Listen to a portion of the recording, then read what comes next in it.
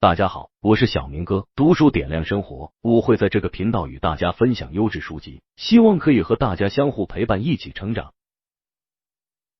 今天和大家分享一本书，钱7步创造终身收入。这本书书名就这么直白，讲的就是怎么有钱，而且是终身有钱。他会告诉你怎么样才能不再为挣钱而工作，怎么让钱为你工作。开始之前，我先给大家讲一个快递小哥的故事。这个快递小哥叫约翰逊，1924年他加入了刚成立的 UPS， 也就是美国联合快递服务公司。当时他的工资很低，但是他很努力，最多的时候一年能赚到14000美元。差不多相当于10万人民币。但是你知道约翰逊90岁的时候有多少钱吗？告诉你有7000万，7000万美元换算成人民币等于好几亿。年薪10万左右的快递小哥怎么能搞出上亿资产呢？原因是因为约翰逊每个月工资都会拿出20%存起来，年终奖也会拿出20%存起来，然后他把这些钱全部拿去买了 UPS 公司的股票。随着 UPS 这个公司的业务发展越来越好，到约翰逊90岁的时候，他光手里的股票就值7000万美元了。所以今天我们要讲的这本书，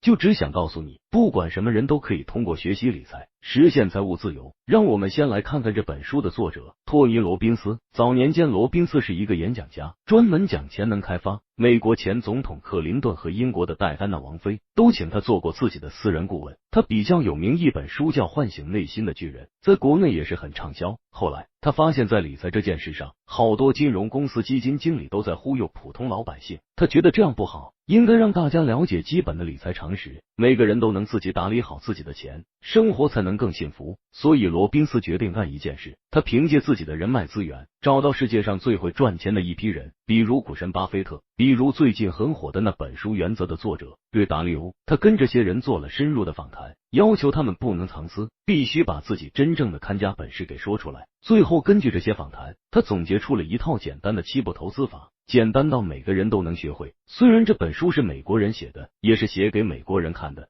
可是理财的基本手段和原则都是相通的。结合中国的国情之后，我们会发现实际操作会更简单，可能让你更赚钱。这个简单的7步分别是多存钱、少上当、做规划、做配置、稳收入、学大师和大财富。接下来就让我们来一步一步的看，如何通过简单的7步实现财务自由。第1步，多存钱。为什么要多存钱呢？首先我们要明白一个概念，那就是复利。什么叫复利？举个简单的例子，假设你现在有1美元，然后你有能力让收益每年翻番，一直持续20年，也就是说1年后1美元变成了2美元，2年后变成了4美元，3年后变成了8美元。不要用计算器，你猜猜看20年后你最初的1美元变成了多少钱了？答案是1048576美元。1美元经过20年就变成100万，这就是复利的力量。巴菲特就说过，我的财富来自于3种要素的结合：生活在美国，一些幸运的基因，复利。因此想通过投资理财创造终身收入，必须首先理解复利的力量。理解复利之后，第1步需要做的就是多存钱。在第1步中主要有2个误区，一个误区是有的人觉得我收入低，钱少存不下钱，另一个误区恰恰相反，有的人觉得我钱多收入高，不用存钱。说完了第1步多存钱，存了钱有本钱了，就要学习投资理财，让财富增值。投资理财之前，我们必须先知道一点，要小心，千万要小心，要少上当。这就是创造终身收入的第2步。投资理财市场是全球最大的市场，投资理财产品的广告到处都是，可是很多投资理财产品广告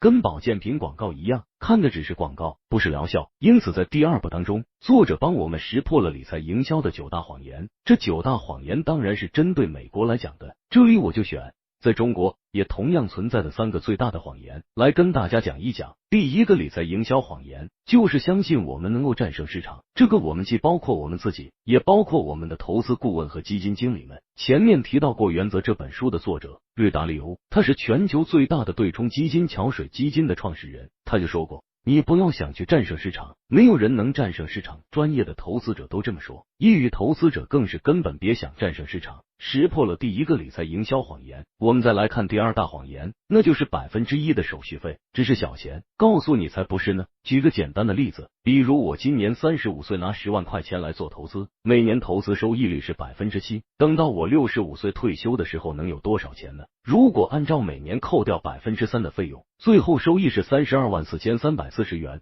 如果每年扣掉1%的费用，最后收益是574349元，每年差2%的费用，35年后一个是32万，一个是57万，差了将近1倍啊！所以一定不要小看每年1%的手续费。最后我们再来看第3大谎言，我是你的经纪人，我是来帮你的。错，经纪人帮的首先当然是他自己。所谓隔行如隔山，要进那一行就得懂那一行的规矩，只有这样才能少上当。2009年，陈金基金公司发布了一份研究报告，结果发现49%的基金经理根本不买自己管理的基金。是的，就像那些大厨自己做的饭，他们自己不吃一样。所以请记住，你的股票经纪人、你的银行理财经理，他们都不是你的朋友。作者在这里给我们讲了一个笑话，说一个成功的华尔街经纪人叫威廉，他到罗德岛上度假，看到海边有很多漂亮的游艇，就打听这些游艇的主人，结果发现这些游艇的主人有的是银行家，有的是股票经纪人，有的是交易员。于是威廉问到客户的游艇在哪里？因此投资营销的第3个谎言告诉我们，不要相信你的经纪人。作者还介绍了其他6个投资营销谎言，因为不太符合中国的国情，这里就不做介绍。回顾一下，在创造终身收入的第2步骤中，我们讲了3个最大的投资营销谎言。结论是：第一，没有人可以战胜市场，所以我们应该选择低成本的指数基金。第2，不要小看1%的手续费。第3，不要相信经纪人。第3步，有理想做规划。人人都有财务自由的梦想，可真正能实现财务自由的永远是少数人，因为实现财务自由是需要做规划，按照规划一步一步实现的。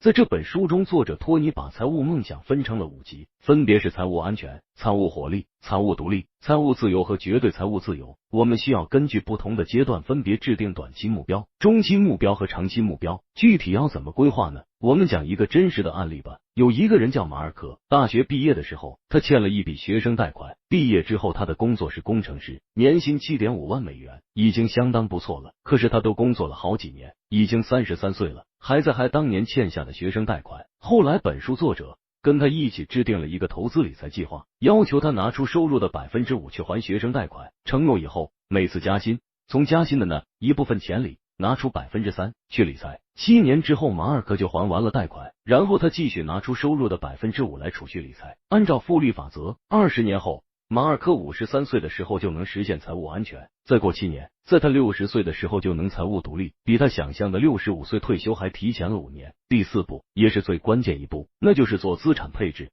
在这里，作者托尼跟我们讲了3大水桶的理论。3大水桶分别是安全水桶、风险水桶和梦想水桶。安全水桶追求稳定配置的都是固定收益投资，追求本金安全收益固定，比如余保，比如定期理财等。投资的目的追求的是防守，而不是进攻。风险水桶追求进攻，比如股票、基金、房地产等。投资的目的是追求更高的收益率。托尼还提出了梦想水桶，就是配置一小部分钱去追求梦想，例如有了一笔意外之财，就可以把它放到梦想水桶里。第5步，稳收入稳健投资组合，教你学会只赚不赔的方法，打造一个终身收入计划。达利欧每年管理的资产规模超过1600亿美元，给投资人创造超过21%的年化收益率。他的策略叫全天候投资策略，意思是说无论环境怎么变化，我们都按照这个策略来走就可以。这个策略就是把你的30%的资产配置在股票上，15%配置到中期国债，40%配置到长期国债，最后再配置7.5%的黄金和7.5%的大宗商品。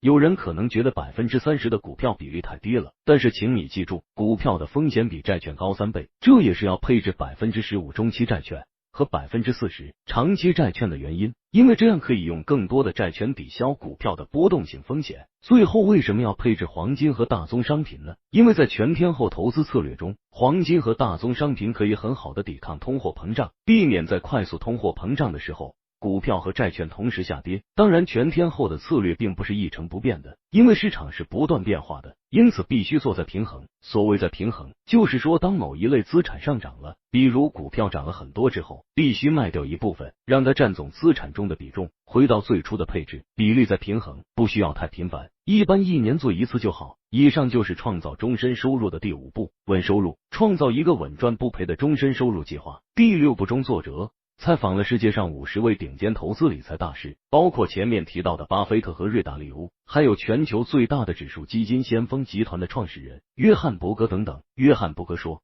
永远优秀的基金经理是不存在的，因为投资业绩更多的是靠运气，而不是靠能力。他说投资是95%的运气，加上5%的能力，因此我们业余投资者做理财，一定要学会做资产配置，利用资产配置来战胜专业的投资者。伯格还告诉我们3个投资的基本原则。第一个原则是做资产配置的时候，要选择跟自己的风险承受能力和投资目标一致的资产。第二个原则是选择低成本的指数基金来做分散投资。第三个原则是不要交易，一直拿着你的指数基金，什么都不要做，交易会让你分心，让你偏离投资的本质，只追求长期市场平均收益。一直持有指数基金的人，赚到最多的不仅仅是钱，还是时间，是生活。虽然大师们的观点并不完全相同，但他们的基本原则是相同的。比如前面走的几步，多存钱，少上当，做规划，做配置，稳收入，都是在采访了这些大师之后总结出来的。如果你想进一步学习投资心法，多向这些大师学习就很有必要了。在创造终身收入的最后一步中，作者提出财富最终的秘密是基于他自己也是这样实现的。最开始他给2个家庭提供食物，后来他把目标变成给100个家庭提供食物，再后来提高到1000个，现在这个目标是100万个家庭。其实无论做投资理财还是付出给予，道理都是相通的。大多数人往往过高的估计了他们1年之内能做成什么事，而经常过低的估计他们未来10年或者20年能做成什么事。你以为自己实现不了财务自由，但经过规划你发现自己是可以做到的。同样的，你以为自己没办法改变这个世界，但是从一点点小事开始，你会发现原来你真的能改变世界。对于本书作者来说，赚更多的钱就是为了改变世界，因为有这个目标，赚钱这件事就有了更大的意义。在我们影片结束之前，如果你喜欢我的分享，希望大家可以订阅我的频道，并打开右下角的小铃铛。也希望你可以为这部影片点赞，然后分享出去，并在评论区留下你喜欢的话题。你的支持是对我最大的鼓励。希望我们可以一起进步，一起成长。我们下期再见。